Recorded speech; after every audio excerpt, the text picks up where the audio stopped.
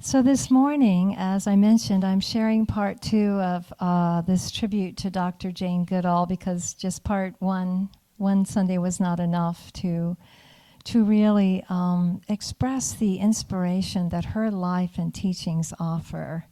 I've just been immersed in her teachings, her videos, her books, and it just fills me with hope. It fills me with hope. It's a great antidote to some of the news, and the news that tends to bring fear or anxiety. Jane saw this planet and all life on this planet, as I know many of you do, with so much awe, with so much wonder, with the eyes of wonder and the eyes of awe.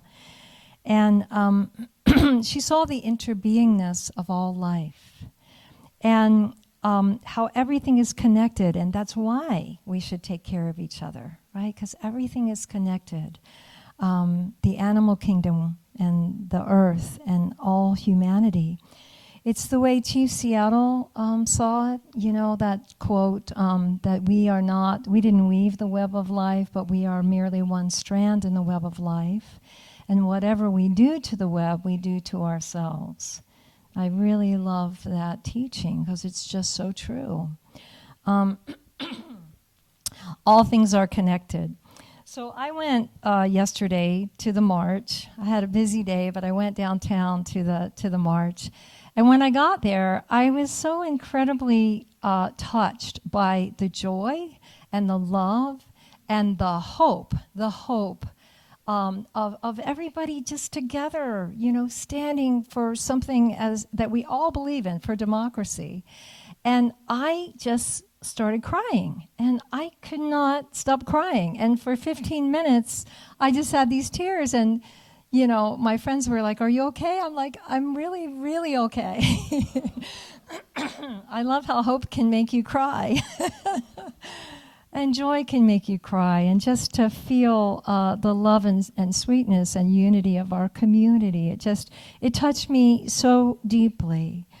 And standing for freedom, standing for love, right? Standing for the common good of all, truly. I'd say that my normal factory setting is optimism. I'm pretty optimistic. I used to drive my mom crazy. She used to try to bring me down a few notches and put my feet on the ground. And to be realistic, certainly we have a lot of challenges to meet as humanity. We certainly do.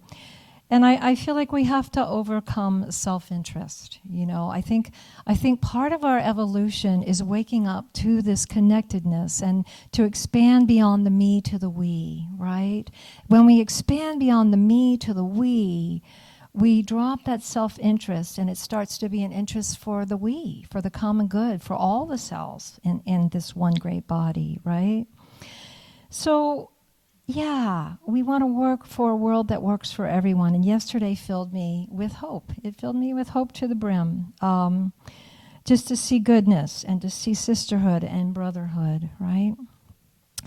And, I think my optimism comes from knowing that we are made from love. We are made from love, and really we are made for nothing less, And love can express in action in many ways, right? There's a moment in Jane's Book of Hope. This is the book that I highly recommend, that is Jane's last book, The Book of Hope. Douglas Abrams interviews Jane. And in the book, there's a moment he says to Jane, have you heard the joke about the difference between an optimist and a pessimist? The optimist thinks that this is the best of all possible worlds. The pessimist fears the optimist is right.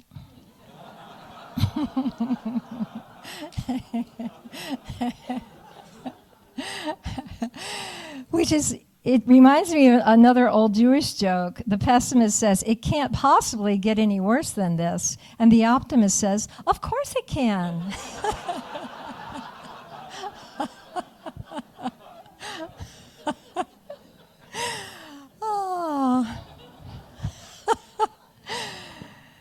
But Douglas had interviewed Desmond Tutu. He actually was the one that did that interview on the Book of Joy with Desmond Tutu and the Dalai Lama, which I love. I've spoken on that. And in that book, Desmond describes hope as being a deeper source of strength even than optimism. And Desmond says it's practically unshakable. Desmond describes hope as being able to see that there is light despite all the darkness. And Jane chimed in when he quoted Desmond. She said, yes, hope does not deny the difficulty and all the dangers that exist, but it is not stopped by them. There is a lot of darkness, but our actions create the light. I love that so much. Our actions create the light, if we so choose to create the light. So I think of our heroes. I think of Gandhi. You know, Gandhi, he marched for democracy. He marched for freedom. I think of Martin Luther King Jr. He's such an inspiration. Jane asks in the book, who are your heroes? Who are some of your heroes? I'd like to hear them. Besides Gandhi and Martin Luther King Jr. John F. Kennedy. Oh, Kathy Zavada. I didn't expect that. Thank you. The suffragettes, yes, thank you. Jimmy Carter. Cesar Chavez, yes. Mary Magdalene. Oh, I've got chills. We're evoking this energy. Bernie Sanders, yes. John Lennon, imagine. Nelson Mandela, yes. Who else? Mother Teresa. Robert Redford, yes, yes. Oprah, I love it. Alma, thank you. We got to get Alma in there. Just that energy. What's that? Somebody? Thich Nhat Hanh, thank you. Thich Nhat Hanh, yes. Okay, I can't even repeat that. Thank you for that. So it's so energizing, right? When we take our hope and we put it into action and we have these role models, right? That inspire us. They continue to inspire us and they live in us, right? They live in us. I watched a video that Jane made on International Peace Day last month. That was September 21st. And I realized, because that was just 11 days before she passed. She passed on October 1st. And in the video, I was really paying attention, and she seemed a little bit more fragile. I think she was touring during the time. She wasn't even home. But she was so clear. She was so living her dharma and just completely aligned with it and full of compassion and full of love for this world. And she was appealing to us all. And in her message, she said, my final message is that we have an opportunity ahead of us if we get together. If we get together with a passion for change. If we get together with our intelligence. If we get together helping our young people understand there's hope. Then we can make the change. Come on, people now, smile on your brother, everybody get together, try to love one another right now. Wow. Chills, more chills. Thank you. So I wanted to share a specific teaching from Jane's Book of Hope.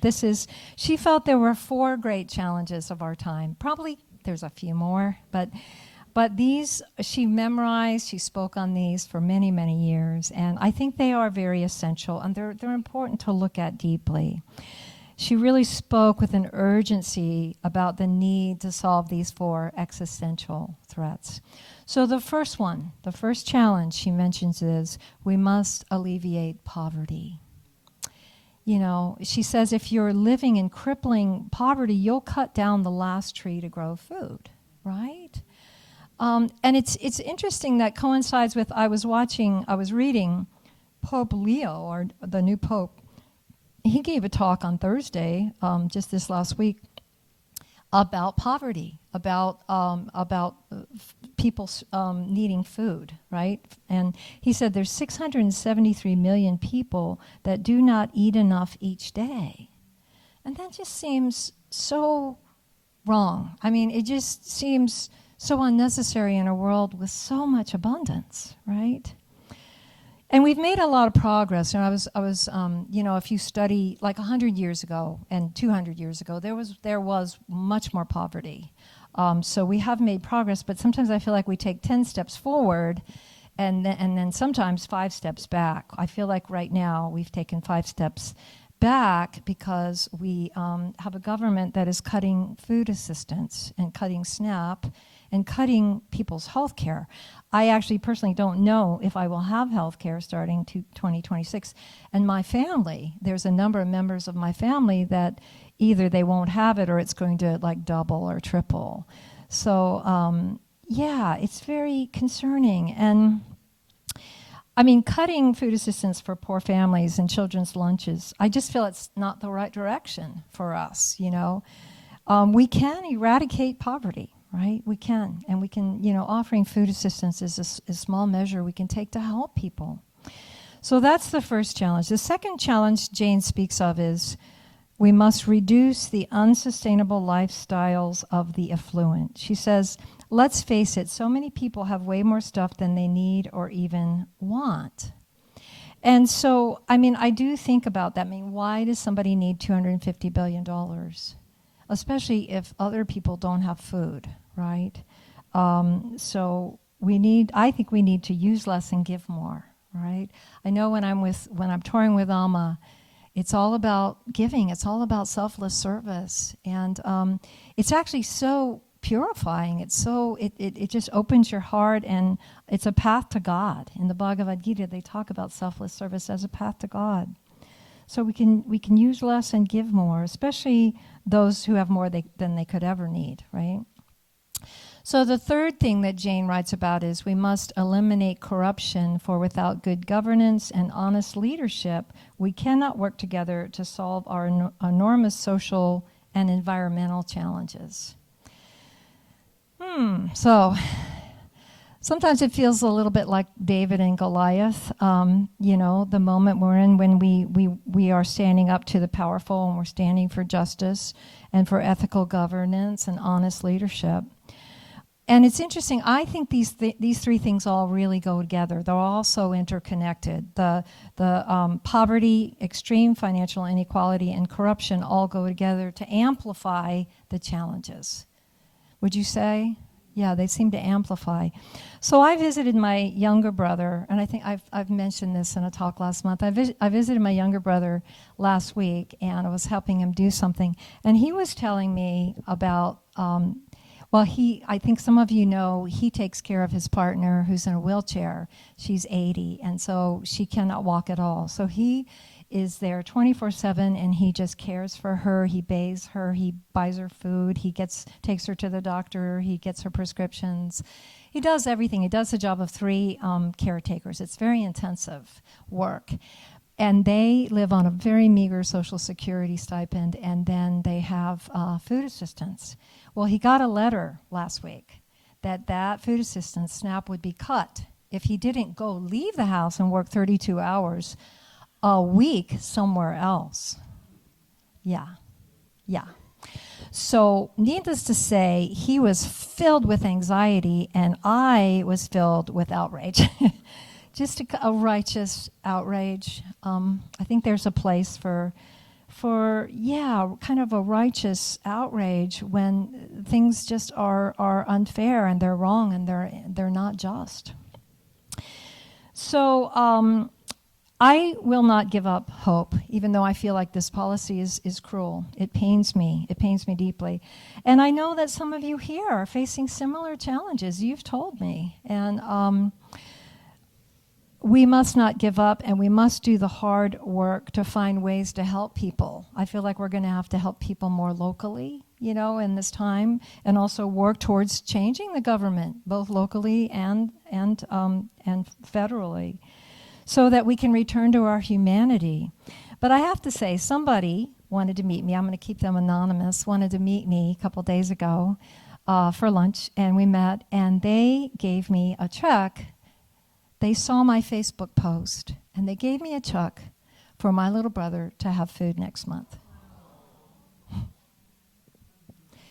This is community. Yeah.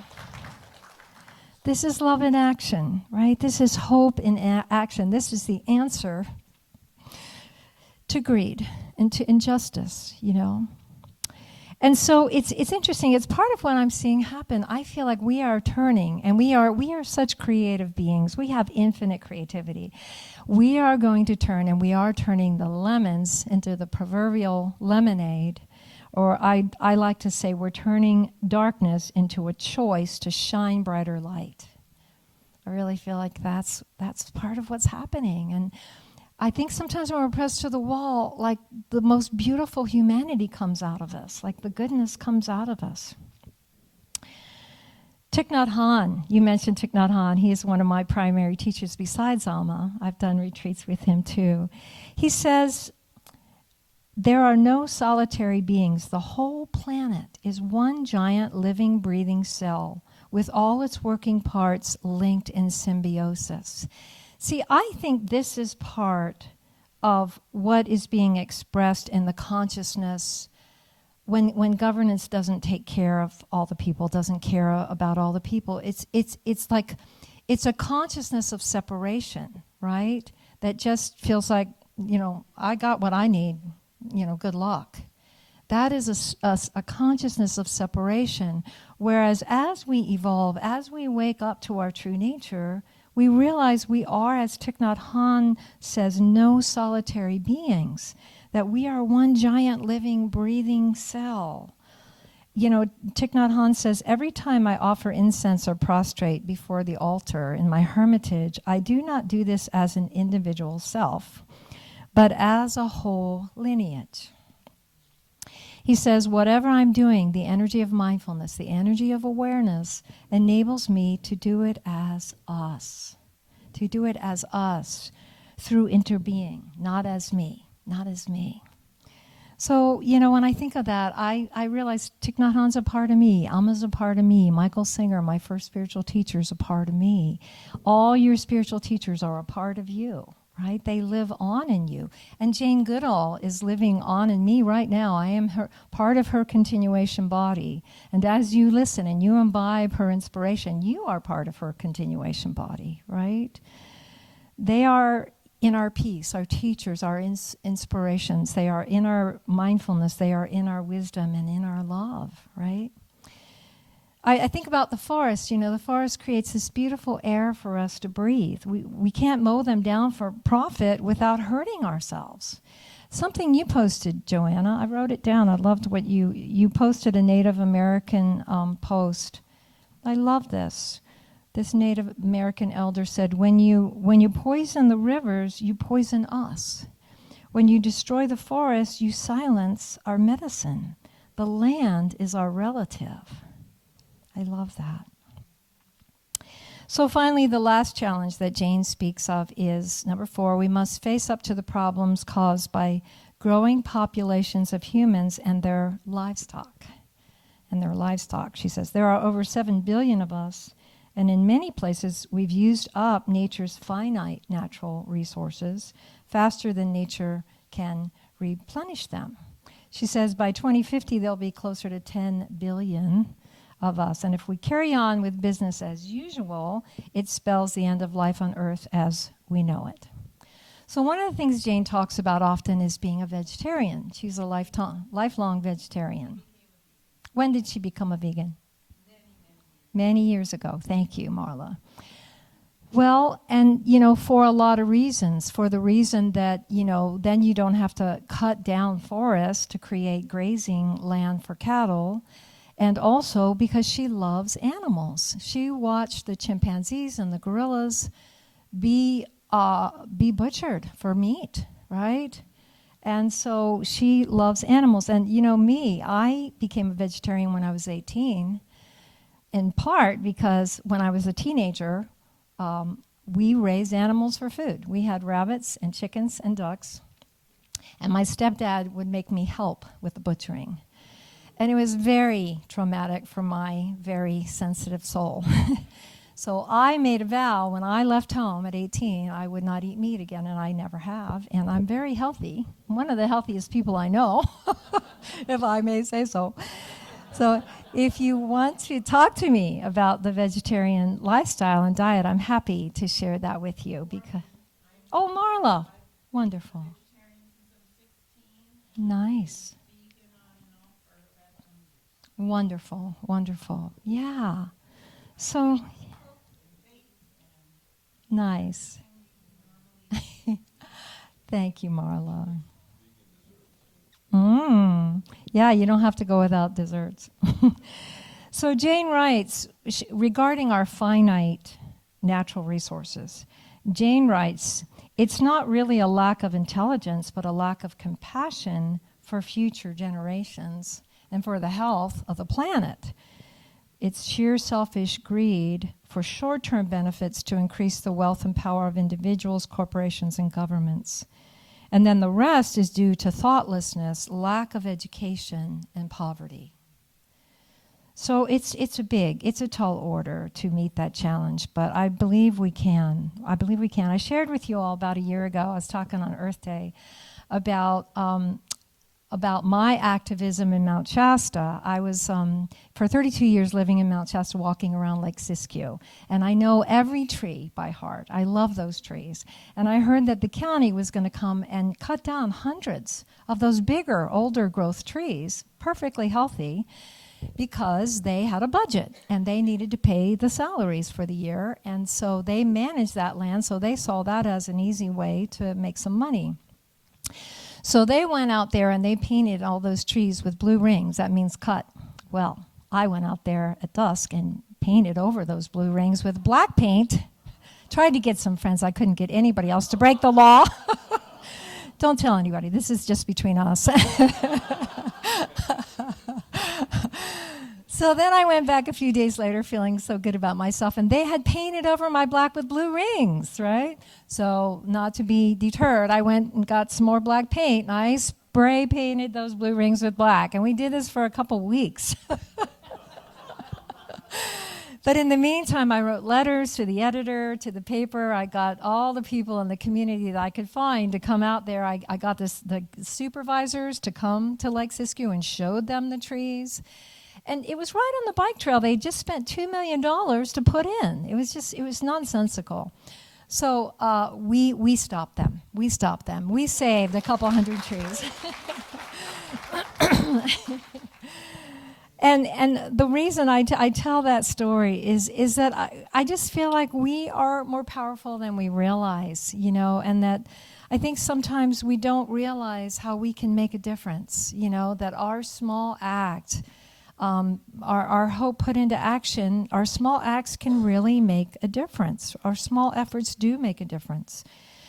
In the book of Hope, Douglas asked Jane, does some of our wisdom get lost when we lose connection with the natural world, right?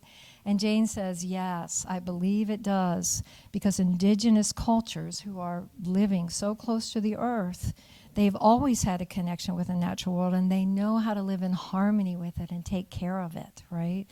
Indigenous people see animals and trees as brothers and sisters. And we're discovering that trees communicate information. There's some wonderful books out on the life of trees and how they communicate underground through networks of roots and microfungi. And Jane reveres the work of Suzanne Simard. She's a professor of forest ecology. And Simard describes, somebody asked for me to speak on trees, so I'm throwing this in here especially for you, but I love that because Simard describes what she calls mother trees, and they are the biggest, oldest trees in the forest with the most fungal connections. And so they're not necessarily female, but they play a supportive and nurturing role for the other trees, and they draw up water and they make it available for the seedlings that have shallow roots. They send it to neighboring trees. And she said trees don't have nervous systems, but they feel. They feel what's going on. If you have plants, I know my plants feel. They tell me when they're thirsty. I have communication with them. I can just feel them. But Suzanne says they feel something analogous to pain, and that they send an electrical signal when they're cut, like wounded human tissue. Simard says trees are evolving too.